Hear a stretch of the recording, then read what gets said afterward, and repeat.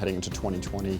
We see really a continuation of some very positive trends that we've seen for the last few years. We're really seeing the industry harnessing new technologies, whether that's gene therapy, cell therapy, bispecific antibodies, and harnessing those technologies to really meet unmet need in the industry. What we think that translates to is a continued robust pipeline of new products going into the FDA and really nice outcomes for patients as we start to address a lot of these disease states that haven't really had great solutions historically. You can't just develop a drug anymore. You need to make sure that the patients get access to the product, that they can afford the product. Patient affordability is really front and center in almost every conversation, whether it's a pharma company or a biotech company these days.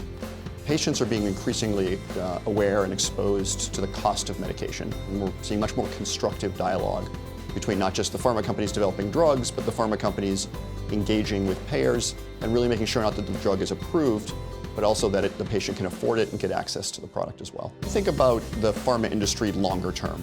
We do have another major patent cycle we're going to have to deal with starting in 2025.